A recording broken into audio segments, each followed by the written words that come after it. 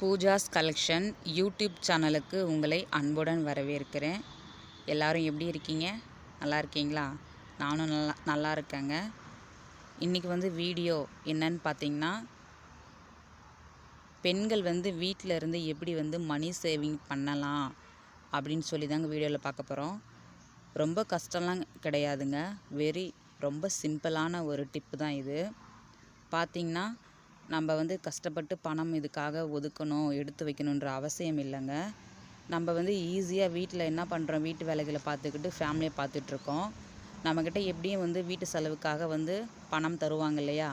அந்த பணத்தை வச்சு நம்ம என்ன பண்ணலான்னா, பொருட்களை வாங்கிட்டு மளிகை ஜாமான் தேவையான வீட்டுக்கு தேவையான பொருட்களை வாங்கிட்டு மிச்சம் இருக்கிற சில்லறை காசு இருக்கும் பாருங்கள், ₹1 ₹2 ₹3 ₹10 ₹5 அப்படின்னு இருக்கும் பார்த்தீங்களா? அந்த பைசாவை எடுத்து இப்படியாக நம்ம சேவ் பண்ணலாங்க. அது எப்படின்னு பார்த்தீங்கன்னா, இப்போ நான் ஆல்ரெடி நிறைய மணி சேவிங் வீடியோ போட்டிருக்கேன். நிறைய நான் மணி சேவிங் பண்ணுறேன். அந்த உண்டியல் பாக்ஸு, மற்றபடி அதுக்காக எடுத்து வைக்கிற நோட்டு எல்லாமே இப்போதைக்கு என்கிட்ட இல்லை. நான் இப்போ ஒரு இடத்துல இருக்கேன்றதுனால, இருக்கிற எந்த இடத்துலையும் மணி சேவ் பண்ணணும் அப்படின்றதுனால தான் இந்த லிஸ்ட்டு நான் கொடுத்துருக்கேன். பார்த்திங்கன்னா, இப்போது மே மாதம் இங்கே இருக்கேங்க, நான் ஒரு இடத்துல இருக்கேன்னா, அந்த மே மாதத்தில் பார்த்திங்கன்னா 1லேருந்து 30 டேட் வரைக்கும் 31 டேட் வரைக்கும் நான் போட்டுட்டேன். பக்கத்தில் பார்த்திங்கன்னா அடுத்த மாதத்துக்கும் சேர்த்து கோடு போட்டு நம்பர் போட்டு வச்சுருக்கேன். ஏன்னா இடம் வேஸ்ட்டாக இருக்குன்றதுனால. ஆனால் நம்ம பார்க்க போகிறது மே மாதம்தான்.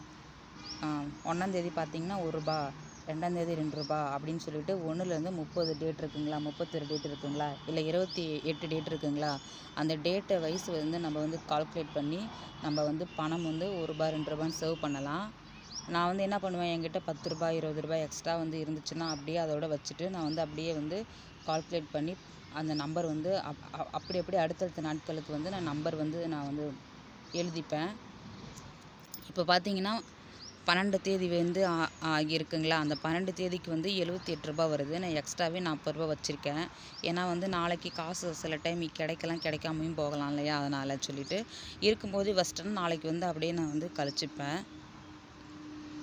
இந்த மாதிரி மணி சேவ் பண்ணும்போது பார்த்திங்கன்னா, நமக்கு மனசு நிறைவை தருங்க, சந்தோஷமாக இருக்கும். எப்போயாவது வீட்டில் கொஞ்சம் கஷ்டம், கடன் பிரச்சனை எல்லாமே இருந்தாலும் கூட பார்த்திங்கன்னா, இந்த பணம் சேவ் பண்ணி கொடுக்கும்போது அவங்களுக்கு ரொம்ப ஹாப்பியாக இருக்கும்.